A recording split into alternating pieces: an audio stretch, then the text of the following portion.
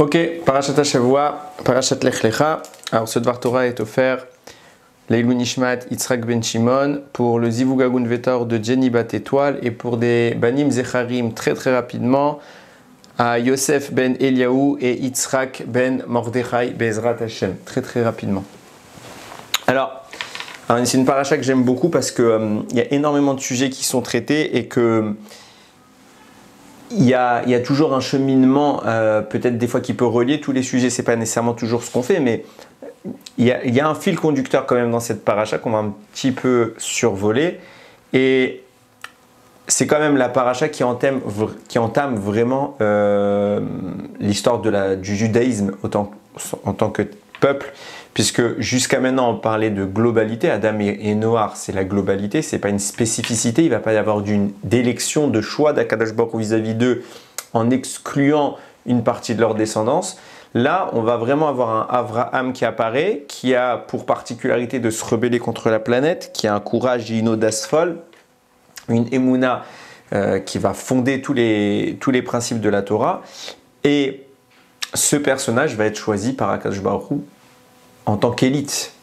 Ce n'est pas simplement un homme, c'est le représentant de Dieu sur terre et c'est le premier qui va vraiment tenir le job parce que vraiment il va le représenter, il va être nommé par Hachem, on va voir qu'Hachem ne va pas lui faire un miracle de le sauver, il va lui faire des miracles, il va être éprouvé, il va être testé pour prouver au monde combien le choix d'Hachem ne s'est pas porté sur lui pour rien.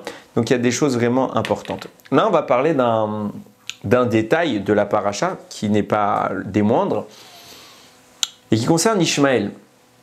Donc je rappelle, et c'est ce que la Torah nous raconte dans notre paracha, que Abraham est marié avec une femme qui s'appelle, à l'époque il ne s'appelait pas Abraham, il s'appelait Avram, et sa femme ne s'appelait pas encore Sarah, s'appelait Sarai. Ils sont mariés ensemble depuis un bout de temps et ils n'ont pas d'enfant. Donc Sarai va demander à son mari de s'unir avec Hagar. Qui est Hagar? On en a parlé plusieurs fois. Hagar, c'est la fille de Pharaon qui, lors du passage d'Abraham en Égypte, a été subjuguée par la grandeur de cet homme et par cette famille. Donc elle a suivi, Parole a donné sa fille pour qu'elle suive Abraham et Sarah et qu'elle soit de princesse d'Égypte, elle est passée à servante de cette famille. Voyant le temps passer et l'incapacité d'enfanter, Sarai, à l'époque, qui s'appelait bien Sarai, va demander à son mari, bah écoute, marie-toi également avec Hagar, c'est pas un vrai mariage, mais c'est une union licite, et des enfants, au moins que tu arrives à en avoir.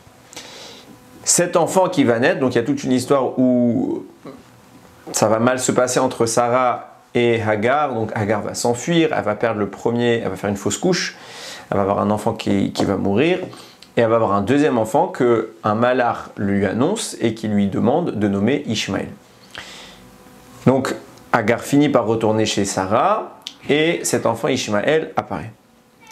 Le temps passe et il se passe que Akadosh Baruch Hu va enfin annoncer à Abraham qu'il va avoir un descendant direct de Sarah. Après 90 ans de vie, Sarah va être maman. Et c'est sur ce passage-là que je vais m'arrêter, le moment où Hachem annonce ce changement chez Sarah et la réaction d'Abraham vis-à-vis d'Ishmaël. Et comme ça, Vayomer Elokim el Avraham, il s'appelait déjà Abraham, Sarai Ishtecha, il venait de lui changer son nom, Sarai Ishtecha lo tikra et Shema Sarai, ki Sarah Shema. Ça y est, Hachem annonce, on n'appelle plus Sarai, on remplace par Sarah. Uverartiota, vegam natati mimena licha ben, je vais la bénir et je te donnerai d'elle un fils. Uverartia veita legoim malche ami mimena iu. Et je vais la bénir elle aussi, et sortira d'elle des peuples, des rois des peuples, des nations sortiront d'elle. Vaïpol Avram al-Panav, Avram s'effondre sur sa face, Vaïtzrak, et il rigole. Tout le monde croit que Yitzhak est appelé sur le rire de Sarah, mais Avram a rigolé avant Sarah. Et Ramim disait là, c'était un rire de joie. Il a exprimé sa joie, il était stupéfait du miracle qu'il en a ri. La situation était tellement invraisemblable qu'Avram rigole. Rigole de soulagement, d'espoir, de simra. Le maire Bélibo, il va dire en son cœur, Haleven me'ashana ivaled, veim Sarah habat shishim shana teled. Tu te rends compte? Un homme de 100 ans, il va enfanter, et une femme de 90 ans, elle va avoir un enfant. Et à ce moment-là, cette belle nouvelle qu'il entend, Yitzhak arrive. Vayomer Avraham El Ha-Elohim. Et Avraham dit à Elohim, à Dieu, Lou Yishmael Yirye Lefanecha. Si seulement Ishmael pouvait vivre devant toi. Et c'est sur cette phrase que je vais m'arrêter. La réaction d'Avraham, elle est invraisemblable. Cette phrase, on va l'analyser. Elle est invraisemblable. Akadosh Baruch Hu est en train de lui annoncer sans doute la plus importante des nouvelles de sa vie. Et Avraham va parler d'Ishmael. Alors, de prime abord, on pourrait voir ça, et c'est sans doute la lecture qu'il faut apporter en premier jet, un père qui est préoccupé par son fils. Évidemment, il voit que Hachem annonce une bracha pour un deuxième fils, Baruch Hachem, mais il a quand même un premier fils qu'il aime et qu'il veut être béni également, qu'il veut voir béni également. Donc il demande une bracha à Hachem. Il y a ça, on est clair là-dessus. Maintenant, il faut bien comprendre que les conditions qui amènent à ce Ishmael, elles sont très intéressantes. Parce que, et il faut bien, je vais prendre le temps de mettre en place la construction de ce que je veux dire, pour bien qu'on cerne la surprise qu'on doit avoir en lisant cette phrase d'Avraham. D'où vient Ishmael? Je l'ai dit tout à l'heure, c'est Sarai qui dit à Avraham, à cette époque, je n'ai pas d'enfant, enfante-toi avec Agar. Et elle lui dira, Tomer Sarai el Avram, Sarah dit à Avram, Inena tsarani Hacham miledet, bona el shifrati, ulai ibane mimena, vaishma Avram l'école Sarai. Elle va dire, voilà, Hacham il m'a retenu d'avoir des enfants, va avec ma servante, peut-être serais-je construite par elle. Vaishma Avram entend l'école Sarah, la voix de Sarah. Rashi précise, et le Maharal de Prague commente dans le Gourarié sur ce que dit Rashi, pour bien nous expliquer ce qu'il dit Rashi. Rashi dit, Sarah, elle n'a pas d'enfant. Et qu'est-ce qu'elle fait? Elle fait rentrer une souffrance chez elle. Elle va montrer par là à Kadosh Baruch Hu, regarde, je me fais souffrir. Pourquoi? Quelle femme serait d'accord de donner son mari avec une autre femme? Personne. Donc, Sarah, elle témoigne à Hachem une chose très importante. Elle dit, ce que je fais, ça me fait du mal. Mais pourquoi je le fais? Parce que je veux qu'il y ait des enfants. Je veux qu'Avram, il ait des enfants. Alors moi, je ne suis pas à même de pouvoir lui en donner, alors qu'il aille avec une autre. Même si ça me fera souffrir, tout mon objectif, c'est qu'il ait des enfants. Et si je dois souffrir pour ça, de devoir partager mon mari, je suis prête à souffrir pour ça. Et Oulai Ibane Mimena, et peut-être serais-je construite par elle. Peut-être qu'Akadosh Baruch Hu va voir ma souffrance et va voir mon engouement pour la pratique de cette mitzvah et qui va me récompenser de pouvoir moi aussi faire cette mitzvah. Jusque-là, en lisant que ce Rashi, on pourrait croire que Sarah joue un coup de poker. Elle tente quelque chose, elle met en place une stratégie, mais pas du tout. Sarah, c'est pas qu'elle a réfléchi, qu'elle a une idée, qu'elle tente quelque chose. Non, parce qu'il est écrit par la suite, tout de suite dans le même pasouk, Veshma Avraham a écouté l'école Sarai, la voix de Sarah. Sur quoi? Ce même Rashi qui nous a fait ce commentaire-là dit Ruach HaKodesh. Il a écouté que Sarah n'a pas parlé par son sechel, il n'a pas parlé par sa réflexion, son intellect. Elle a parlé par Ruach HaKodesh, que si tu vas avec Agar, alors Ibane Mimena.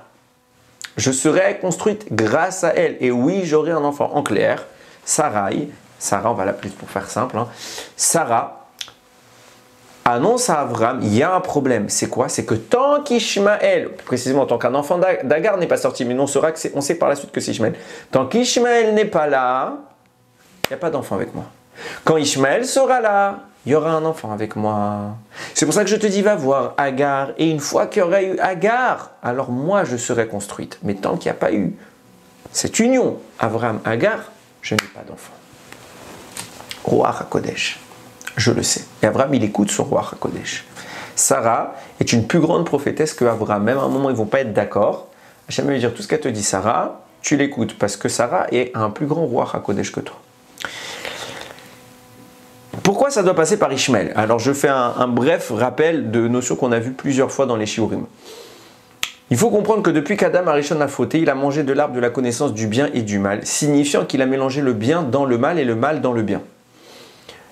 Le premier homme qui va entamer un tikkun, qu'est-ce que je parle quand je parle de tikkun? De quoi je parle? Cette réparation dont on évoque souvent dans les discours. C'est que le mal ayant été mélangé au bien, ça veut dire que l'humain qui a été créé par Akadosh Baruch Hu dans sa dimension première a été altéré, À la base, il était kulotov, il était parfaitement bien, et maintenant il est mélangé avec du mal. Il y a une pénétration des forces négatives dans l'enveloppe corporelle. Du coup, il y a une charge néfaste qui encadre la vie humaine.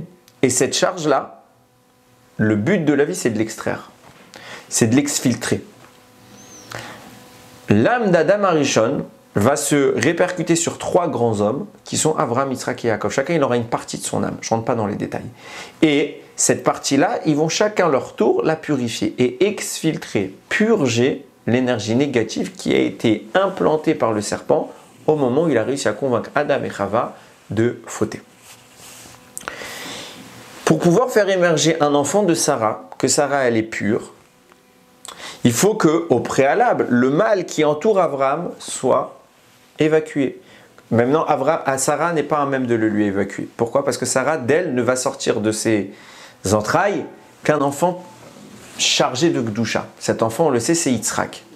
Donc elle ne peut pas le faire sortir. Pourquoi? Parce qu'avant Yitzhak, avant la Gdusha d'Abraham, autour de la Gdusha d'Abraham, il y a une force du mal. C'est pour ça qu'il faudra au préalable, nous dit Sarah, et elle le voit par Ruach HaKodesh, je vois qu'autour de toi il y a quelque chose qui bloque, il faut que quelqu'un t'enlève ce qui bloque. Et ça je ne suis pas à même de te le faire parce que moi je suis dans la Gdusha. Il faut quelqu'un qui n'est pas parfaitement dans la Gdusha, qui puisse aspirer ce mal.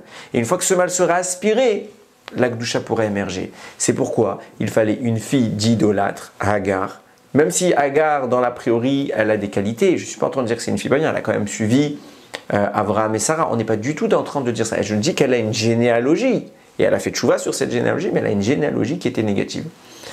Du coup, elle est à même de purger les forces du mal qui entourent Abraham. De cette extraction naîtra Ishmaël. Ishmaël est le préalable qui va débloquer les forces du bien qui sont présentes en Abraham et permettre la naissance d'Yitzhak. Attention avant d'aller plus loin. Je ne suis absolument pas en train de dire que Ishmaël était voué à faire du mal. Ce serait complètement faux. Ishmaël, comme tout individu qui naît sur cette terre, a un libre arbitre total. Alors vous allez me dire, bah évidemment, tu es en train de nous dire que il naît avec toutes les forces négatives d'Abraham et qu'il va finir bien. Oui, ces forces qu'on est en train de parler, elles ne sont pas là pour caractériser ce que l'homme va faire, elles sont là pour caractériser ce que l'homme doit faire. Ça signifie quoi? C'est qu'ici on a 2 individus qui apparaissent. Ça va être Ishmaël, envahi par les forces du mal, et Yitzhak, envahi par les forces du bien. Leur rôle est complètement différent, leur récompense sera la même. Ishmaël, né avec des conditions de force négative, son rôle est de les détruire. Yitzhak, né avec des conditions de force positive, son rôle est de les magnifier. Et encore, même Yitzhak, il va devoir vivre une étape supplémentaire à celle d'Abraham, c'est la naissance de Esav qui permettra l'apparition enfin d'un enfant Kulotov, ce sera Yarakov. Donc on est dans ce process de purification successive au fil des générations, et le premier personnage qui va l'entamer, c'est Abraham. Et j'en veux pour preuve que par la suite, on le voit, qu'en effet, Ishmaël va finir bien. Si tout ce que je disais, ça signifie qu'il n'avait pas de libre arbitre, alors il serait voué au mal. Et justement, nous dit le Alshir, qu'est-ce qui se passe? Abraham, au moment où, dans notre paracha, comme je l'ai dit dans les psukim que je dis, il va dire Lou Ishmael les fanera. Si seulement Ishmael pouvait vivre devant toi, nous dit le Alshir qu'il a attendu toute sa vie cet instant, Abraham. Enfin, toute sa vie. Depuis qu'Ishmael il est né, il attend cet instant. C'est quoi? De demander à Akadosh Baruch Hu d'intervenir sur la nature de son enfant et de la changer. Pourquoi? Je viens de l'expliquer, Ishmael est une nature qui est a priori négative, donc il va être confronté dans sa vie à des forces du mal extrêmement dangereuses, extrêmement féroces, et la difficulté elle est grande. Il va devoir combattre ces forces du mal. Va-t-il y arriver? Est-ce que c'est joué d'avance? Clairement pas, au contraire, a priori Abraham le constate, il commence à s'orienter vers une direction qui n'est pas la bonne. Seulement, Abraham ne peut rien y faire encore, il ne peut pas changer, il ne peut pas forcer un individu de faire tchouva, alors il va l'inciter, il va faire tout ce qu'il peut en tant que papa. Mais il veut une aide d'Akadosh Baruch Hu. Il attend l'opportunité de lui offrir cette aide. Comment? Quand Abraham va entendre de la bouche d'Hachem, voici que ta femme va enfanter. Et qu'est-ce qu'il lui dit au préalable? Il lui dit attention, Sarai disparaît. C'est plus Sarai, c'est Sarah. Ça signifie quoi que c'est Sarah? Ça veut dire qu'Akadosh Baruch Hu est en train d'altérer le personnage, de recréer, de remodeler, de restructurer Sarah Pour la rendre subitement, Sarai disparaît, elle laisse place à Sarah. Et, nous le dit Rashi, à ce moment-là, Sarai, en changeant, en devenant Sarah, elle rajeunit. Elle commence à retrouver les signes, lui permettant de pouvoir donner la vie. Et puisque ces signes apparaissent, ça témoigne d'une notion, ça témoigne d'une transformation qu'Hachem est en train d'opérer sur Sarah. Voyant une transformation, voyant une recréation d'un personnage, Akadosh Baruch Hu dit « Ah, Sin est en train de recréer Sarah, je profite de l'instant positif pour qu'Akadosh Baruch Hu, je vais lui demander maintenant de recréer Ishmaël. Lou Ishmaël, Yirye Lefanicha. Si seulement Ishmaël pouvait vivre devant toi. Dans comment? Dans la Torah, dans les mitzvot, dans la tchouva. Et Hachem lui dit j'accepte. Nous dirons Chachamim, ils vont démontrer par la suite qu'à la fin de sa vie, Ishmaël fera tchouva. Prouvant de là que ce n'est pas sa nature qui a défini son rôle. Il va faire des avérotes, mais il va réussir à un moment à être gover et titzro. Il va vaincre, battre son Yetzerara et revenir vers le droit chemin. Donc on comprend que l'intervention ici de Sarah, qui prophétiquement elle encourage Abraham à aller vers Agar pour faire naître Ishmaël, c'est pas simplement une mise en place standard, c'est vraiment un dévoilement du divin qui se révèle à elle pour permettre la suite et l'apparition du Ham Israël. Et c'est là justement que je voulais en venir, maintenant qu'on a cette idée en tête, on va pouvoir comprendre quelque chose de très intéressant. On voit que Ishmaël, finalement, c'est un prérequis. C'est un prérequis à quoi? À la naissance d'Yitzhak. C'est tellement un prérequis qu'Abraham, quand Akadosh Baruch Hu lui fait la promesse, voilà, je te change Sarai en Sarah, je te donne un enfant. Quelle est sa réaction? Il va parler d'Ishmaël. Pourquoi? Quand vous lisez les commentaires, on a l'impression, encore une fois, que c'est un papa qui prie pour son fils. Mais les commentaires, ils sont assez violents. Rachid dit que Abraham, quand il a entendu cette bracha, il a dit « Lou Ishmael Yirchil Ben Arsi » seulement Ishmael, il pouvait vivre devant toi. Pourquoi? Parce que moi, je ne peux pas recevoir ta bracha. J'ai pas la force, je ne mérite pas. Alors, c'est pas de la modestie, je ne peux pas la recevoir. Et la seule condition, le seul moyen qui fait que peut-être j'y arriverai à la recevoir, c'est quoi? C'est que Ishmael, il existe devant toi qui fasse tchouva. Je ne comprends pas. On est en train de te promettre un fils. Tu ne peux pas recevoir un fils si Ishmael n'est pas un tzaddik. Il faut qu'Ishmael soit un tzaddik pour que tu reçoives Yitzhak. Hachem te dit voilà, je vais te donner un fils, je fais un miracle. Sarah va enfanter, je lui donne le moyen d'enfanter, bah tu auras un fils. Non. S'il n'y a pas Ishmael, Hachem, je ne peux pas recevoir Yitzhak. Ramban, Nachmanide, il va encore plus loin. Il dit, s'il n'y a pas Ishmael, je ne veux pas recevoir Yitzhak. Je ne veux pas de ta bracha. Soit Ishmael, il fait tchouva, soit je ne veux pas de ta bracha. Je ne comprends pas. Il y a l'avenir du Ham Israël qui est en jeu. L'avenir de toute ta vie. Tout ce dont tu t'es battu. Tout ce dont pourquoi tu t'es battu. Dans ta vie, c'est de faire connaître Hachem. Tu sais que ce n'est pas par Ishmael. Hachem vient de te dire, ce n'est pas lui qui va continuer ce travail. Il y a quelqu'un d'autre qui doit venir et il viendra de Sarah, celle que tu aimes vraiment.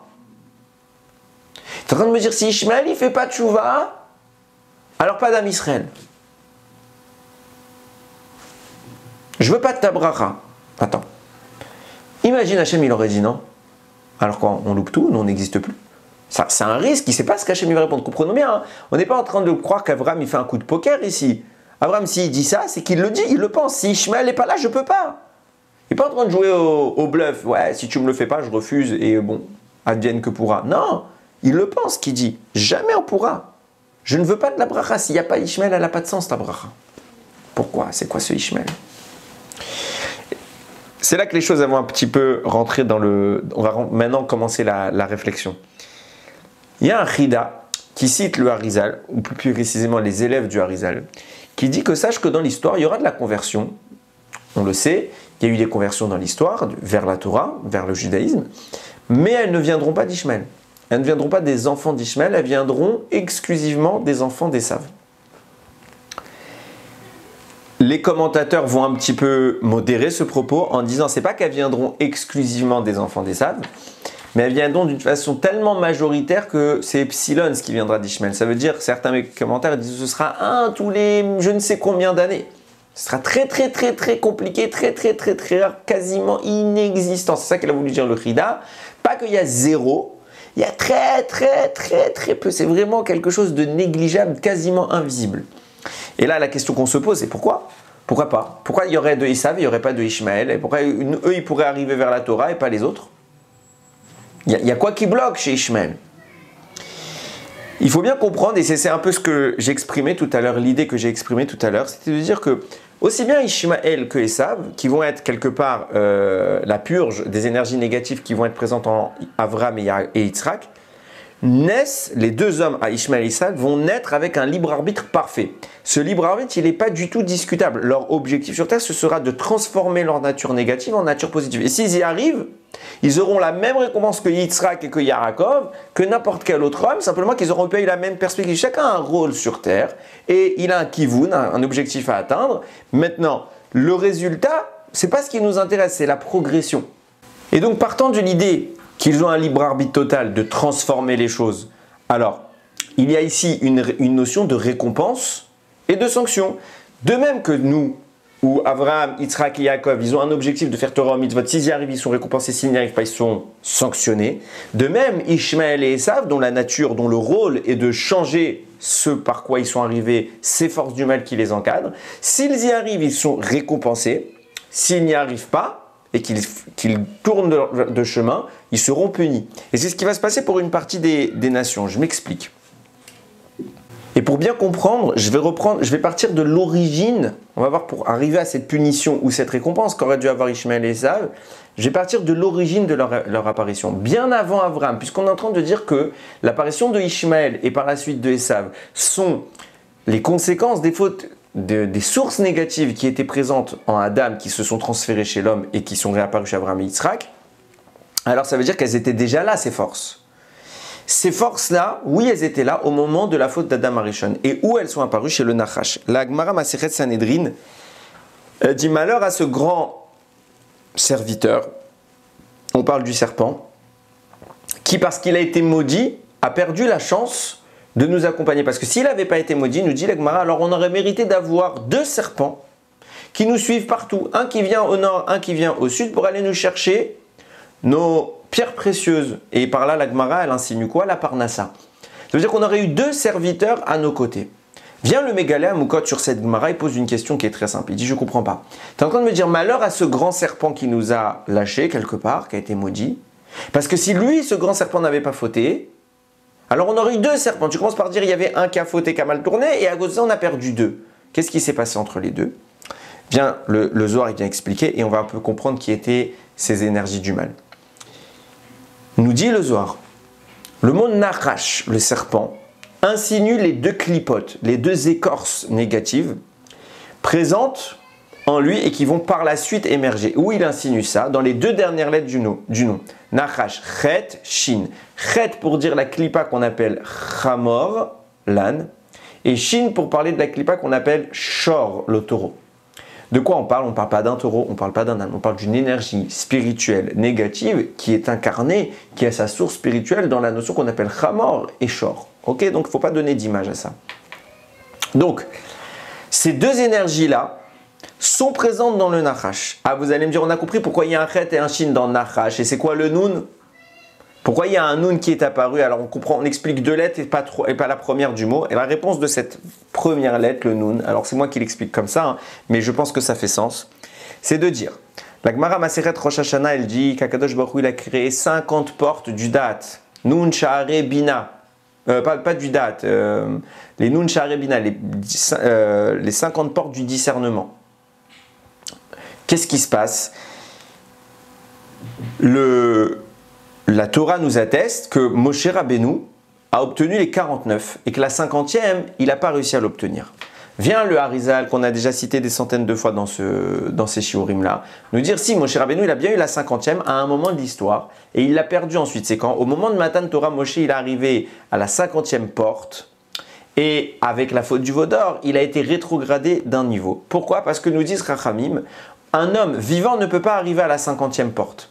C'est qu'à sa mort qu'il peut l'atteindre. Du moins quand la mort ne le concerne plus. Pourquoi? Quel est le rapport entre la mort et justement la 50e porte? D'ailleurs, on voit bien que Moshe, il a obtenu la 50e porte de son vivant. Et après, le Vaudor a empêché cela. Chachamim nous explique qu'est-ce qui a changé. C'est qu'avant le Vaudor, on avait réparé la faute du serpent. Et après le Vaudor, on a ressuscité le serpent. Du coup, quand on était dans l'entre-deux où la faute était réparée, la mort ne nous concernait plus. Donc Moshe Rabbeinu devient subitement compatible avec cette 50e porte. Mais une fois que le veau d'or est fait et qu'on remet en place les conséquences du serpent, alors cette porte redevient inaccessible. Moshe ne peut plus y pénétrer. Pourquoi? Parce que justement, le serpent est celui qui a bloqué la porte d'entrée quand il nous a fait manger l'arbre de la connaissance.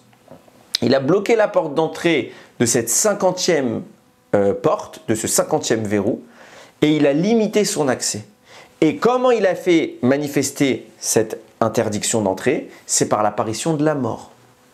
La mort est apparue, on a une incompatibilité avec la 50e porte.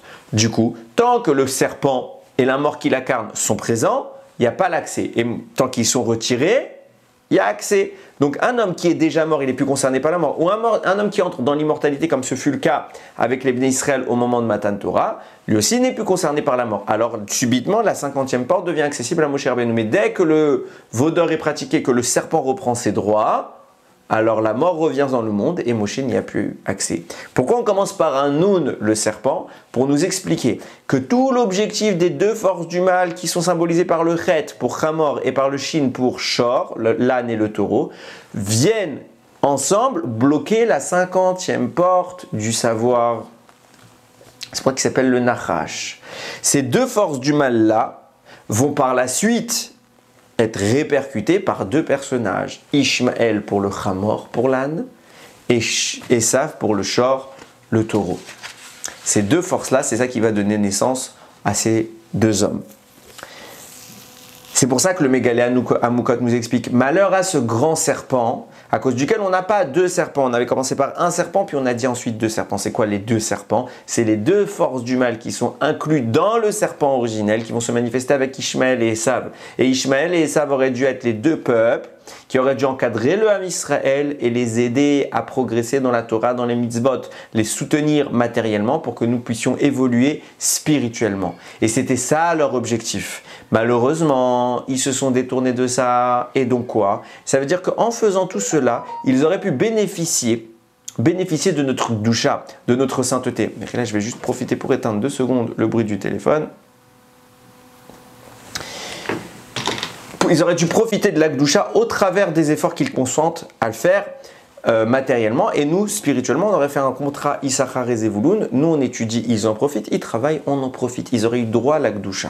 Ils auraient eu droit de se rapprocher de la Torah et des mitzvot.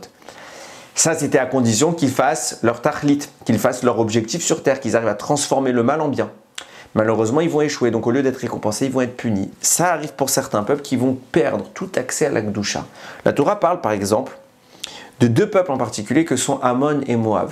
Et elle le dit explicitement, Lo yavo Ammoni ou Moavi bikal Hashem, ne viendra ni un membre du peuple de Ammon, ni un membre du peuple de Moab dans la communauté d'Hachem à jamais.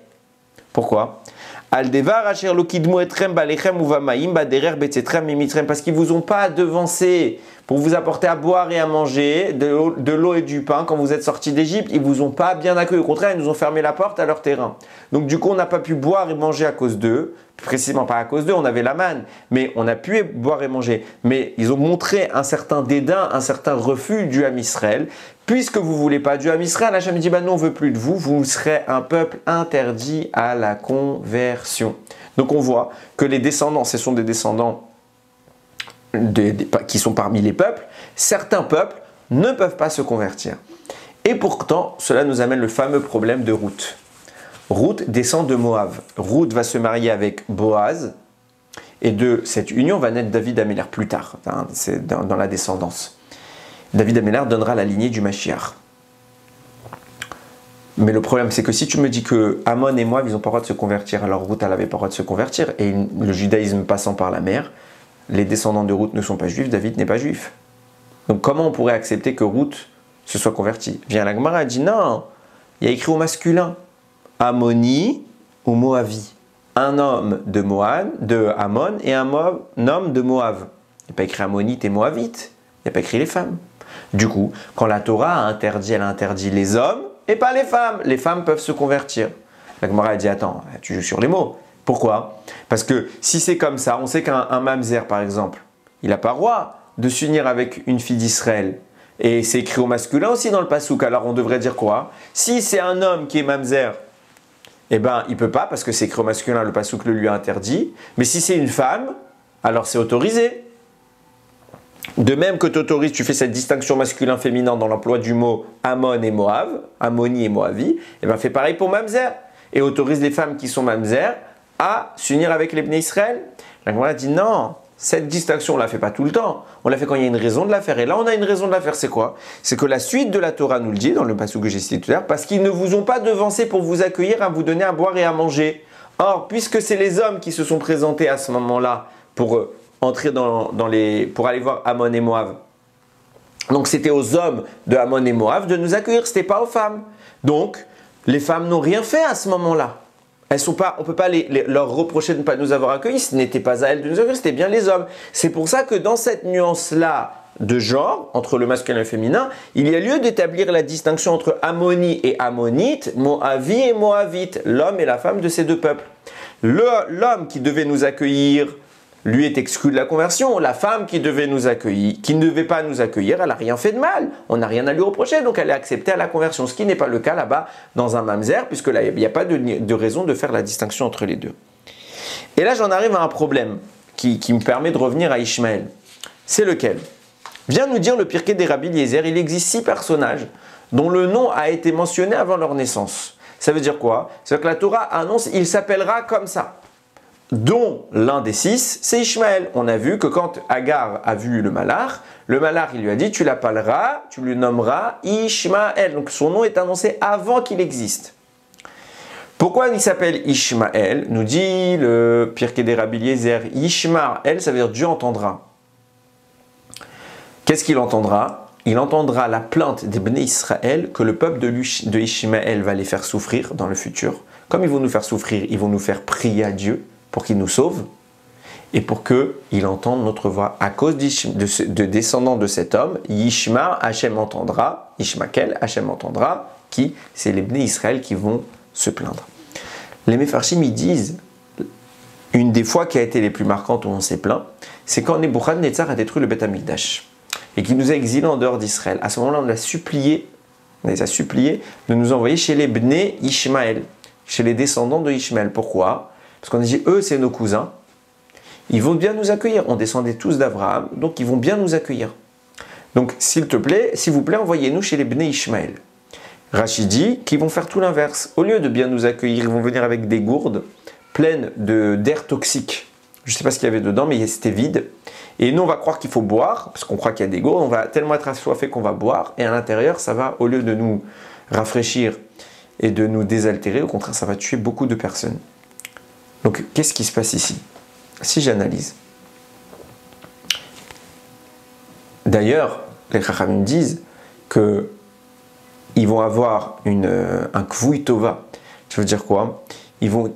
Quand Ishmaël, par la suite de l'histoire, il va être expulsé de chez Abraham, comme nous on a été expulsés, il va avoir soif. Hachem, qu'est-ce qu'il va lui donner? Il va lui donner à boire. Quand nous on est expulsés, les enfants d'Hachem, on est expulsés, et qu'on va avoir soif, eux, ils ne vont pas nous donner à boire. Hachem dit, vous ne donnez pas à boire. C'est d'air. Il n'y a pas de problème. Qu'est-ce qui devrait se passer, la logique? On a dit quoi?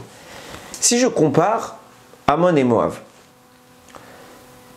avec Ishmaël, qui est le plus grave? Ammon et Moab, quand on est sorti d'Égypte, ils ne nous ont pas accueillis. On n'était pas en détresse, on avait de quoi boire et manger. Ils nous ont dit, non, je ne vous donne pas. Bon, la Torah dit, c'est grave, je ne veux plus de vous en tant que potentiel candidat à la conversion. Bécéder. Quand nous, on est chassés d'Israël, on est en situation de souffrance. On n'a pas à boire, on n'a pas à manger. Non seulement qu'ils vont ni nous donner à boire ni à manger, mais ils vont nous faire croire, ils vont nous intoxiquer. Ils vont nous tuer. Qui a fait le meilleur accueil des deux? C'est Ammon et Moab. C'est pas bien ce qu'ils ont fait, mais ils n'ont rien fait au final. Rien faire, c'est moins grave que de faire mal. Les autres, ils vont nous tuer. Ils vont nous donner quelque chose de nocif. De même qu'Ammon et Moab ont été punis de ne pas avoir le droit d'entrer dans la communauté du Ham Israël, on devrait trouver chez Ishmaël assour pour eux de se convertir. Et pourtant, on ne trouve pas. Pourquoi Ishmaël il a le droit de se convertir? Réponse. Parce qu'Abraham a dit à Kadosh Baruch Hu, ou Ishmaël yichye lefanecha. Si seulement Ishmaël pouvait vivre devant toi. Et quoi? Nous dit le Harizal qu'Avram à ce moment-là, il a demandé à Kadosh Baruch Hu qu'il y ait une étincelle de Neshama qui est présente dans la Neshama de Ishmaël. Il y a une étincelle d'âme. Que celle-là puisse, celle-là peut-être d'autres encore qu'il y a eu dans l'histoire, très peu, mais d'autres, qu'elle puisse se convertir. Et si elle ne se convertit pas, j'accepte pas Yitzhak, je vais expliquer tout de suite. Il y a dans la vision qu'Avram a chez Ishmaël cette capacité de déceler un personnage de l'histoire qui s'appelle Yeter HaIshmaéli. Une fois il est appelé dans la Torah Yeter HaIshmaéli, une fois il est appelé Yitra HaIsraéli. Viennent les Rachamim, ils disent pourquoi une fois Ishmaéli, une fois Israéli? Réponse, c'est écrit comme ça dans l'Yerushalmi. Deux avis. Un premier avis qui dit parce qu'en réalité c'est un Ishmaël. C'est un descendant d'Ishmaël. Et un jour, il est rentré dans le Beth Midrash de Ishaï. Il a étudié avec lui, il a entendu les enseignements d'Ishaï. Il a trouvé cette Torah merveilleuse et il s'est converti. Donc on a changé son nom. On l'appelait plus Yeter HaIshmaéli. On l'appelait Yitra avec un Aleph en plus pour dire qu'il a le Aleph, c'est valeur numérique 1 pour dire qu'il a reconnu Hachem. À Israéli, maintenant c'est un Israël. C'est plus un Ishmaël. Premier avis. Donc c'est un converti qui vient de Ishmaël. Deuxième avis, non. C'est un juif. Seulement, qu'est-ce qu'il va faire? Il va à un moment de sa vie sortir son épée à la même manière que Ishmaël. Il va planter cette épée dans le Beth Midrash et dire tout celui qui reproche encore à Ruth de ne pas être juive, je lui tranche la tête. Parce que j'ai reçu de la maison de Shmuel un avis dans le Beth Din de Shmuel, on m'a été transmis de maître à élève, de maître à élève jusqu'à moi, que quand la Torah l'a dit Ammoni, c'était les hommes et pas les Ammonites. Pas les femmes de Ammon. Quand elle a dit Moavi, c'était les hommes et pas les Moavites et pas les femmes. Je certifie que Shmuel Hanavi a tranché la halakha, que les femmes de Ammon et Moab sont juives, que Ruth est juive. Et tout celui qui ne croit pas en ça, je lui tranche la tête. Avram, il voit la neshama de cet homme. Elle est où? Elle est chez Ishmaël. Et il sait que par l'avenir Ishmaël, normalement, il va mal accueillir les Bnei Israël. Donc il devrait être exclu de la conversion. Qu'est-ce qu'il dit? Lou Ishmaël yichriel lefanecha. Si seulement tu pouvais faire vivre Ishmaël devant toi. Pourquoi tu dois le faire vivre? Parce qu'il y a certaines neshamot dont j'ai besoin. Et si cette neshama de Yitra vient pas, tu ne me donnes pas Yitzhak. Pourquoi? Parce que tout l'objectif de ma démarche, c'est de faire la cohésion absolue entre les Bnei Israël et Akadosh Baruch Hu. Qui va être le vecteur de cela? C'est Mashiach. Mashiach sera l'élément ultime. Et Mashiach, il descend de qui? De David. Et David, il descend de qui? De Ruth. Et Ruth, il y en a qui disent elle n'est pas juive. Qui va à la fin fermer la bouche à tout le monde pour attester, certifier définitivement que Ruth, elle est bien juive? C'est Yeter HaIshmaéli. Et cette Neshama de Yeter, elle est où? Elle est chez Ishmaël. Donc deux options à Kadosh Baruch Hu. Soit tu laisses Ishmaël la possibilité de se convertir, ou au moins que tu prennes les Neshamot qui sont prévus, qui sont bloqués chez Ishmaël, que tu les ramènes chez nous, Lou Ishmaël, Yichrié les Fanera, que les Neshamot présentes dans Ishmaël, elles vivent devant toi. C'est pourquoi je te demande que Ishmaël fasse tchouva. Et parce que s'il fait tchouva, alors les forces du mal qui retiennent ces Neshamot, elles vont se briser, elles vont permettre la sortie de ces Neshamot, permettant ensuite à Yeter HaIshmaéli de faire la halakha, comme quoi David Améler, il est juif. Et si ce n'est pas fait à Kadosh Baruch Hu, je n'ai pas la force, moi, Avram, de recevoir Yitzhak. Je ne veux même pas d'Yitzhak. Pourquoi? Parce que tout l'objectif d'Yitzhak, c'est de fonder le Ham Israël et d'aboutir à Mashiach. S'il n'y a pas Yeter, il n'y a pas Mashiach, j'ai pas la force de le faire venir à Kadosh Baruch Hu. Alors, soit tu me donnes Ishmaël avec sa tchouva qui me libère Yeter et que Yitzhak j'accepte, soit je n'en veux pas, ça sert à rien, je ne pourrais pas moi le faire. Hachem lui dit, j'accepte. Et là se dessine un schéma dans lequel Avram il trame tout un processus de venue du Mashiach. Comme je le disais, la paracha elle est très longue. Avant ces événements-là, il y a eu une guerre de 4 rois contre 5 rois. Les 4 rois vont être victorieux, ils vont conquérir toute la ville de Sdom, les 5 périphéries. Dans cette ville, il y avait Lot qui va être pris en prisonnier. Abraham, en tant que son neveu Lot, est prisonnier. Ni une ni deux, il prend ses armes. Avec Eliezer, ils vont et tuent tout le monde. Et il va y avoir un miracle, ils vont gagner. Pourquoi Abraham il prend un risque de pikuach nefesh ici? Pour sauver son neveu. Bien sûr, s'il veut sauver son neveu, c'est très bien. Mais pourquoi il risque sa vie pour ça? C'est absurde de risquer sa vie pour rien. Il savait qu'il allait avoir un miracle? Clairement pas. Clairement pas. Il y va. dit, je suis prêt à mourir pour sauver Lot. Alors tu l'aimes à ce point-là, alors que tu t'es séparé de lui? Non. Nous disent Rachamim, dans Lot, il y avait qui? Il y avait la Neshama de David. Puisque David, il vient de Ruth, et que Ruth, elle vient de Moab. Qui est le papa de Moab? C'est Lot. La Neshama de David, elle est bloquée chez Lot. Si on tue Lot, alors on retarde la venue de David Améler. Abraham, il dit, si c'est pour ça, je veux pas de miracle, je veux rien. J'y vais, je réfléchis pas. Je fais la guerre, je suis prêt à mourir, mais je sauve la Neshama du Mashiach. S'il y a Lot qui est en péril, je meurs avec lui, mais je le sauve. Il va aller, il va combattre, on voit qu'Akadosh Baruch Hu va lui donner son soutien, il va gagner. Et la Neshama de Lot est sauvée, David Améler peut arriver. Maintenant, Abraham, il a un grand problème. Bien sûr, la Neshama de David, potentiellement, elle peut venir, mais elle ne sera pas juive. Pourquoi? Parce que quoi? Il vient de Moab. Et puisque Moab n'est pas accepté à la conversion, qu'est-ce qu'il nous faudra? Il faut qu'on puisse prouver que Moab, il va être juif. Que les Moabites, les femmes de Moab sont juives. Comment Akadosh Baruch Hu va mettre tout ça en place? Comment Abraham va être le moyen pour Akadosh Baruch Hu de mettre tout ça en place? Abraham va dire, il me faut deux choses. Il me faut petit 1 que je fasse en sorte que la halakha soit comme Ruth, elle est juive. Et petit 2, il faut que je fasse en sorte que tout le monde accepte cette halakha. Première chose, là c'est pas chronologique, il va se passer la semaine prochaine que 3 malachim vont venir annoncer à Abraham la naissance d'Yitzhak. Et les malachim, ils vont poser la question à Abraham, elle est où Sarah ta femme? Abraham va répondre, elle est dans la tente. Rashi note, mais il savait très bien où elle est la femme de Abraham. Il savait très bien que Sarah elle était dans la tente. C'est des malachim. Ils ont demandé pour que Abraham se soit précieux à ses yeux, qu'on prête attention à Sarah. Vient le Chidush Harim, ils disent, pourquoi ils insistent sur Sarah? Qu'est-ce qu'ils veulent? Réponse, ils veulent qu'Abraham, qui à l'époque est le seul maître, et le seul rave, il est le Gadol Hador, il va trancher une halakha. C'est quoi? Qu'est-ce que nous sommes, nous les 3 malachim? On est déguisés en humains. On est déguisés en passant que toi, Abraham, tu es en train d'accueillir. Pourquoi Sarah, ta femme, elle ne nous accueille pas, Abraham? Toi, tu nous accueilles, bravo, mais on pourrait peut-être penser que ta femme aussi, elle peut nous accueillir. Abraham répond, ils attendaient qu'à la réponse d'Abraham, on sait qu'elle est dans la tente, on sait que par pudeur, Sarah n'est pas sortie. Mais pourquoi il pose la question? Pour qu'Abraham dise, je tranche une halakha, c'est quoi? C'est que quand il y a des passants qui viennent, qui doit faire l'accueil? C'est les hommes. Pourquoi les hommes? Parce que je tranche la halakha. Et pourquoi tu tranches la halakha comme ça? Pour que dans le futur, quand Ammon et Moab ne vont pas nous accueillir, à qui sera imputée la faute? Aux hommes. Parce que j'ai tranché moi, Avraham Avinu, le Gadol Hador, le grand rave de ma génération, et une fois que j'ai tranché, vous ne pouvez plus revenir dessus, parce que qui est plus grand qu'Avraham? J'ai tranché que les femmes, elles n'ont pas la mitzvah d'accueillir.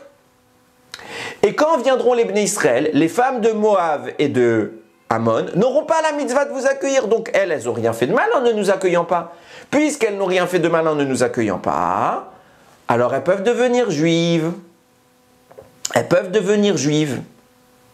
Et grâce à ça, Abraham a fait en sorte que Ruth soit juive. Maintenant, il nous faut quelqu'un pour l'annoncer ce que je viens de faire. Pour que tout le monde accepte, parce qu'on vient de le voir, le débat va faire rage. Les gens ne vont pas accepter cette halakha, ils vont dire non, Moab, c'est pas accepté. Ruth, elle n'est pas juive. Oui, elle est juive. Non, elle n'est pas juive. Va venir Yéter. Oui, il est Yéter. Abraham, il a fait en sorte que la halakha soit tranchée comme ça. Abraham, il a sauvé la Neshama de David. Maintenant, il faut que tout le monde accepte cette Neshama. Il va prier Abraham. Lou Ishmael Yichye Lefanecha. Que Ishmael prie, vit devant toi. Pourquoi? Pour que Yéter sort de Ishmael, qu'il se convertisse, ou que sa Neshama revienne dans le Ham Israël d'après les deux avis, et qu'il vienne annoncer à tout le monde que la halakha, c'est que Ruth est juive, que David, que j'ai été sauvé chez Lot, que cette halakha que j'ai tranchée avec Sarah, elle soit sûre de tous que Ruth, elle est juive, que David, il est juif, et que sa Neshama peut entrer dans le Ham Israël. S'il n'y avait pas tout ça, la Neshama de David ne vient pas. Abraham dit Hachem, je ne veux pas de ta bracha, pas de bracha, pas d'Yitzhak, ça ne sert à rien s'il n'y a pas Ishmael. Pourquoi? Parce que dans Ishmael, j'ai le moyen de faire sortir Yéter qui va valider le judaïsme de Ruth et le judaïsme de David Améler. C'est pourquoi on comprend maintenant pourquoi nous dit le Chida, il n'y a quasiment aucun membre des conversions qui sera Ishmael. Pourquoi? Parce que normalement, ils n'auraient pas dû avoir le droit de se convertir. Ils nous ont mal accueillis, comme les Ammon et Moab, ils nous ont mal accueillis. Eux, ils ont fait pire encore. Ils nous ont détruits en nous accueillant. Donc, ils n'auraient jamais dû être juifs. Vient Abraham, il dit, s'il te plaît Hachem, laisse-les quand même. Donc, on assiste à quoi? À un non-sens. Ils ne doivent pas, mais ils vont quand même. Donc Akadosh Baruch Hu va faire en sorte que quoi? Pour résoudre le problème, il va dire c'est vrai qu'Abraham, il a raison, on a besoin de certains d'entre eux, de Yéter et Ishmaéli par exemple. Donc on va autoriser la conversion, on va pas leur enlever la conversion comme je l'ai fait pour Ammon et Moab. Seulement, je ferai en sorte qu'ils soient jamais intéressés. Donc il y aura très très peu, ils vont pas entendre parler, ça va pas leur parler la Torah. Je leur bloque l'accès à cette Torah. qui ne soient pas du tout intéressés. Et donc jamais ils vont vouloir se convertir, à part les quelques graines qui sont présentes chez eux, dont Yéter, qui eux vont entendre cette Torah et vont vouloir venir. Donc Hachem, il ne va pas fermer la porte légalement, il va la fermer discrètement. Il va enlever de leur cœur leur envie d'entrer. Et pour les 2-3 qu'Avram a réussi à prier pour eux, alors eux, ils leur acceptent, puisque légalement, on a légiféré qu'ils pouvaient se convertir. On voit qu'Avram, il a tout un plan. Il sauve la Neshama de David Améler. Il met l'émissaire pour apprendre que David Améler est juif. Et après, il tranche la halakha que David Améler est juif. Tous les moyens sont là. Tout est mis. Tout est placé par Avram pour que ça se fasse. Maintenant, comment David Améler, il va avoir ce rôle-là? Il va avoir ce rôle de détruire Ishmaël, de détruire les forces du mal en tant que Mashiach. Il faut savoir, donc Rachamim disent, il y aura 2 Mashiach, Mashiach ben David, Mashiach ben Yosef. Pourquoi 2 Mashiach? Parce qu'il y a 2 forces du mal. On a parlé dans le Nachash, il y avait le Chamor qui était Ishmaël et le Shor qui était Esav. L'ennemi naturel de Esav, la Torah nous dit, c'est Yosef. Depuis qu'il est né, c'est l'ennemi de Esav. Du coup, le Mashiach ben Yosef aura pour devise de s'occuper de la descendance d'Esav. Le Mashiach ben David viendra détruire à la fin Ishmaël. Pourquoi Mashiach David c'est l'ennemi juré de Ishmaël? Parce que comme j'ai dit tout à l'heure, où est-ce qu'il est né Ishmaël? Il est né chez le serpent. Quand le serpent a été maudit par Akadosh Baruch Hu, Hashem il a dit Ou yeshufecha roche. Lui, il te frappera à la tête. La tête, c'est la partie supérieure du corps. C'est ce qui est au sommet. Et lui, il va être au-dessus de ta tête et il va frapper là. Ça veut dire qu'on doit prendre la notion qui est au-dessus du serpent. Et la notion qui est au-dessus du serpent, c'est qui va permettre la destruction du serpent. Prenez le mot Nachash. Prenez les lettres qui sont juste au-dessus. Donc Nachash, Nun, Chet, Shin. Juste avant le Nun, vous avez un Mem. Juste avant le Chet, vous avez un Zayin. Juste avant le Shin, vous avez un Resh. Quand vous mettez les lettres dans l'ordre, ça vous fait Zemer, un chant. Pourquoi un chant? Parce que le chant est l'atout qui détruit Ishmaël. Parce que Ishmaël, c'est ce qui se fait entendre. Et nous, pour détruire celui qui se fait entendre, on chante. Comme on l'a dit tout à l'heure, pourquoi il s'appelle Ishmaël? Parce qu'Hachem va nous entendre. Donc le chant est le moyen de détruire Ishmaël. Qui est celui qui va rédiger les chants d'Israël, qui va écrire le Teilim? Tous les chants qu'on chante, c'est David Améler. C'est pour ça que David Améler nous dit le Ben Yehoyada sur Masechet Sanhedrin, page 110b. David Améler est l'ennemi du Nachash, c'est l'ennemi d'Ishmaël, parce que justement il va écrire ces Teilim, et ces Teilim-là sont le moyen de nous faire entendre. C'est ça qui détruit Ishmaël. Maintenant qu'on a dit ça, on arrive à la conclusion qui est merveilleuse. Qu'est-ce qu'on a dit? David Améler est l'ennemi de Ishmaël. Ishmaël, c'est quoi? C'est le Chamor, c'est l'âne. Vous commencez maintenant à comprendre pourquoi c'est Zecharia, je crois. Que je vous dise pas de bêtises, je vérifie. Si je le trouve, je pensais l'avoir écrit. Oui, Zecharia. Il va faire la prophétie. Il va dire comment Mashiach il arrive, Mashiach ben David. Où il vient, Mashiach ben David? Où il est? Avant de ça, le Pirkei de Rabbi Eliezer, il dit maintenant on a compris que Ishmaël, il va être détruit par David Améler. Où il est David Améler? Où il est Mashiach? Pirkei de Rabbi Eliezer, il écrit Mashiach pousse à la tête de Ishmaël, au-dessus de lui, comme on a dit. Où Yeshufecha roche, pour tuer le serpent, ce serpent-là qui est version Ishmaël, il faut frapper à la tête. Pourquoi à la tête? Parce que c'est là qu'il y a Mashiach, c'est lui qui va frapper sur sa tête. Et au-dessus de lui, il y a le chant de David Améler. Ah, et de là tu apprends quoi? Je vous ai dit la prophétie de Zecharia qui annonce comment Mashiach il arrive. En avion, tombe du ciel, il y a une lumière qui jaillit dans la pièce. Non, Mashiach il est l'homme qui vient.